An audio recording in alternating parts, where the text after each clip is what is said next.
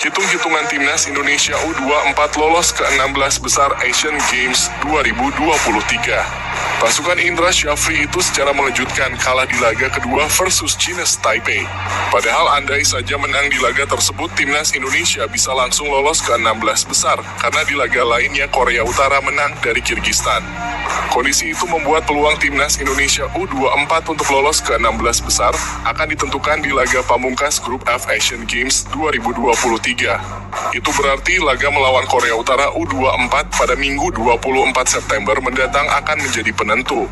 Kemenangan wajib diraih oleh timnas Indonesia U24 untuk bisa lolos, minimal imbang. Namun itu pun masih tergantung hasil dari laga Chinese Taipei versus Kirgistan di laga pamungkas. Untuk lolos ke 16 besar, dua tim teratas akan langsung lolos dari fase grup. Lalu peringkat ketiga akan bersaing dengan 5 grup lainnya untuk memperebutkan 4 peringkat 3 terbaik. Jadi, sanggupkah timnas Indonesia U24 lolos ke 16 besar? Patut dinantikan. Faktor mencolok kekalahan timnas Indonesia U24 dari Chinese Taipei di Asian Games. Kekalahan yang diderita timnas Indonesia U24 tentu mengejutkan. Sebab pada laga perdana lalu, Garuda Muda sukses menang 2-0 atas Kirgistan. Kemudian yang menjadi pertanyaan, mengapa kekalahan itu bisa terjadi? Yang utama adalah timnas U24 seperti bermain tanpa tujuan pada laga itu. Para penggawa Garuda Muda tampak kesulitan mengembangkan permainan. Serangan para pemain mandek ketika akan memasuki area pertahanan Chinese Taipei. Bahkan pada 10 menit akhir babak kedua, para penggawa timnas Indonesia U24 tampak tak punya pilihan lain selain menghujani kotak penalti Chinese Taipei dengan crossing. Faktor kedua pastinya kelengahan. Gol yang dicetak oleh pemain Taipei terjadi ketika babak kedua belum genap berjalan 2 menit. Para pemain belakang Garuda Muda tampak kurang sigap dalam melihat pergerakan para pemain Chinese Taipei dalam proses gol itu.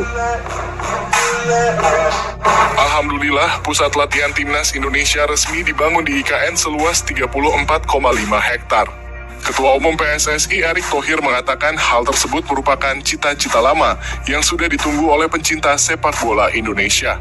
Pusat latihan timnas Indonesia resmi dibangun di ibu kota Nusantara seluas 34,5 hektar. Erick menyebut pusat latihan atau groundbreaking National Training Center yang dibangun di IKN sebagai babak baru sepak bola Indonesia.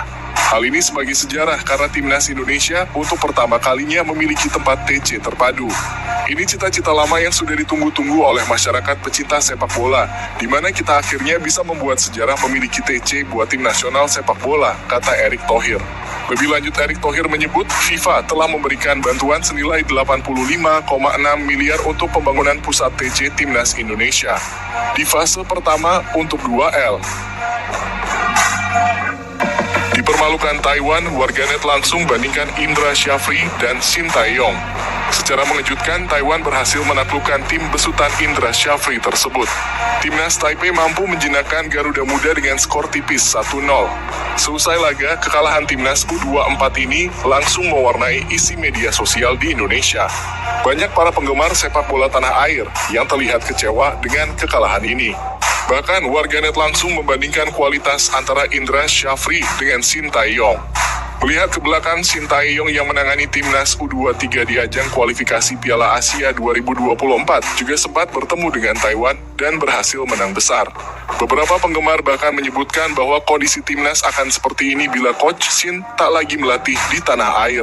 Inilah gambarannya kalau STY udah gak ngelatih Indonesia lagi, tulis salah satu warganet. Itulah mending STY semua yang latih, pelatih lokal taktiknya bapuk dan stuck gitu-gitu aja, timpal netizen lain. Buat rugi timnya, anak emas Shin Tae-yong ditegur keras pelatih Jeonnam Dragons, penggawa timnas Indonesia dan anak asuh Shin Tae-yong, yakni Asnawi Mangkuala, mendapat teguran keras dari pelatih Jeonnam Dragons, Lee Jang-kwan. Beberapa waktu lalu Asnawi sempat membuat rugi timnya dalam laga lanjutan Liga Korea atau K-League 2. Tim berjuluk The Dragons itu berhasil memenangi laga dengan skor 3-2. Sayangnya Asnawi tak dapat bermain secara penuh pada laga tersebut karena mendapatkan kartu merah. Selesai laga, Asnawi langsung ditegur keras oleh Lee Jang-kwan. Lee mengatakan bahwa ia cukup sering berbicara dengan Asnawi perihal pengambilan keputusan.